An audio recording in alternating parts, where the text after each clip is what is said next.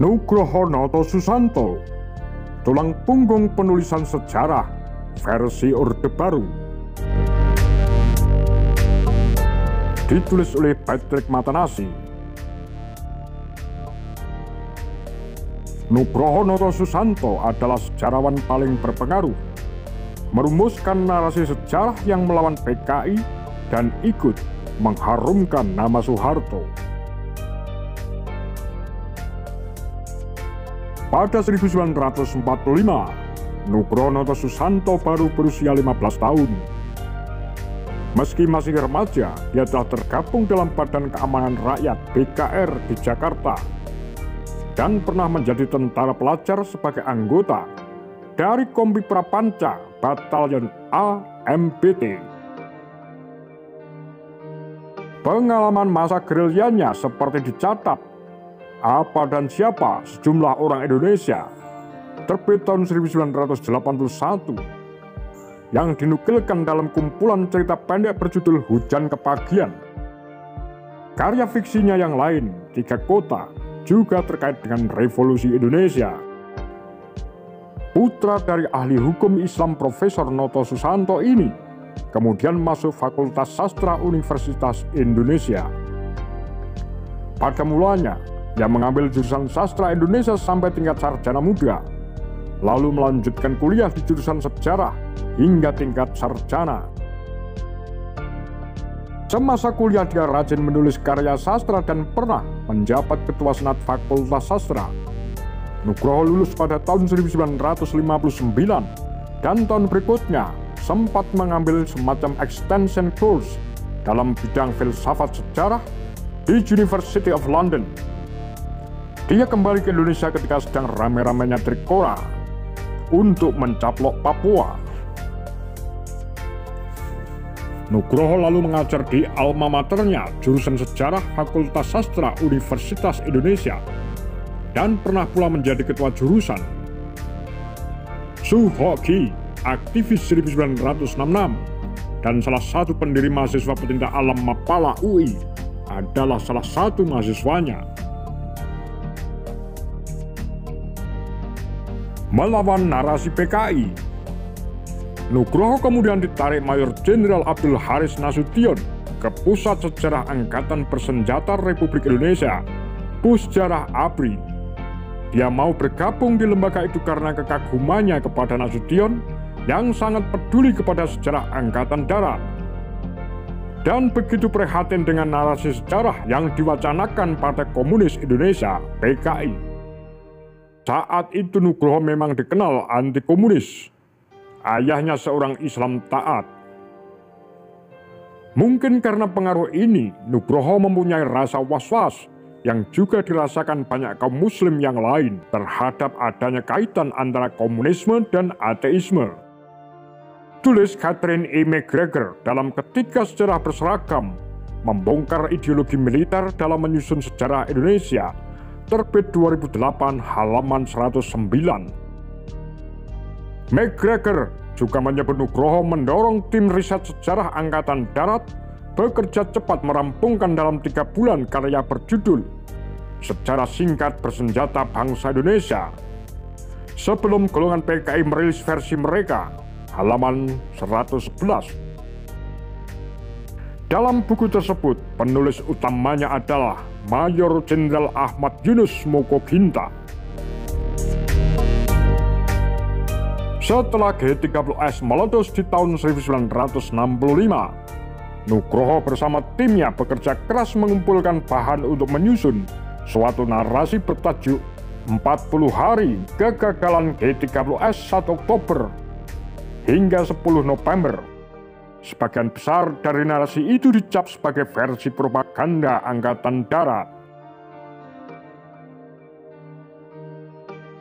Ketika Cornell Paper, hasil riset Ruth McVeigh, Benedict Anderson, dan Frederick Bunnell yang menyebut G30S adalah ekses dari konflik internal Angkatan Darat, diterbitkan pada 10 Januari 1966. Nugroho bersama Letnan Kolonel Ismail Saleh segera bertindak. Mereka berdua menuruti nasihat Guy Booker dari Rand Corporation, Amerika Serikat, membuat versi resmi tentang G30S dalam bahasa Inggris. The Coup Attempt of the 30 September Movement in Indonesia. Kerja tim Nugroho itu sukses dan Pusjarah ABRI mendapat pujian. Dalam menghadapi wacana yang merugikan pemerintah Orde Baru dari tulisan-tulisan peneliti asing, Nugroho telah membuktikan diri bekerja dengan mengedepankan tumpukan-tumpukan data, lalu menyusunnya hingga menjadi karya tulis. Kunci lainnya adalah kecepatan. Setelah Letnan Jenderal Soeharto memimpin Angkatan Darat, dan Nasution tidak lagi punya kuasa di ketentaraan, Nugroho Noto Susanto begitu dibutuhkan. Pusjarah ABRI dengan Nugroho sebagai intelektual utamanya telah membuktikan diri begitu bernilai bagi legitimasi kekuasaan Soeharto. Pusjarah ABRI pada 1968 diberi kantor elit di Merdeka Barat nomor 2. Nugroho Noto Susanto diberi pangkat tituler hingga mencapai Brigadir Jenderal.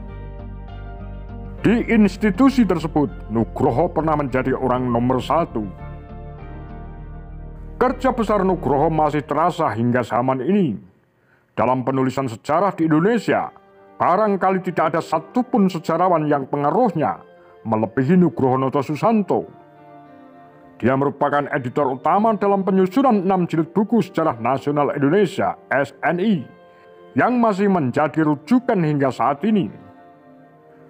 Pengaruh Nugroho bahkan tidak hanya dalam historiografi, tapi juga cukup masif dalam pengajaran sejarah di sekolah. Ketika menjadi Menteri Pendidikan dan Kebudayaan dari 1983 hingga 1985, seperti dicatat Darmaningtyas dalam Pendidikan yang Memiskinkan terbit 2004, halaman 13, Nugroho menambahkan mata pelajaran Pendidikan Sejarah Perjuangan Bangsa (PSPB) pada kurikulum 1984. Akhirnya, menurut Darmaningtyas terjadi tumpang tindih antara materi sejarah nasional dan PSPB.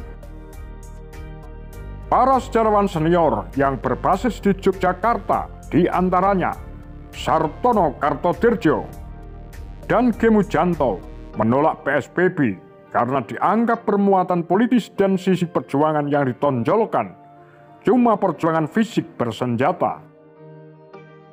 Sementara perjuangan diplomasi yang mewakili keberadaan sebuah bangsa tidak ditempatkan sebagaimana mestinya.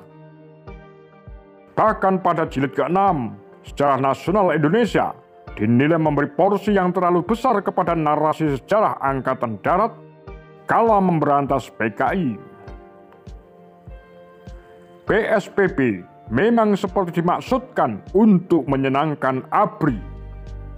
Kala itu, ABRI dipimpin oleh Jenderal Benny Murdani yang seumuran dengan Nugroho.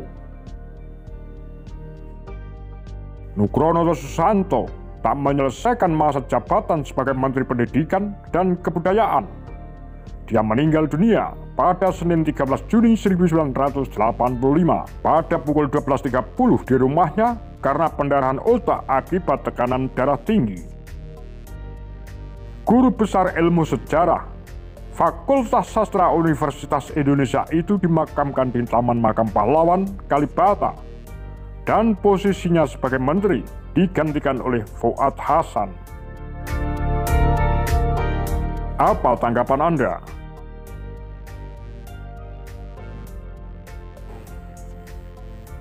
Demikian Kura-Kura, Tagar Lambe Sundel.